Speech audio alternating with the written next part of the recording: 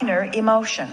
If you still don't do something about releasing the resistance, the minor emotion becomes more major and more chronic. And if you still don't do something about it, then you begin getting physical sensations and then other physical indicators. And all illness, every bit of it, no matter what, every illness is an indication of resistance.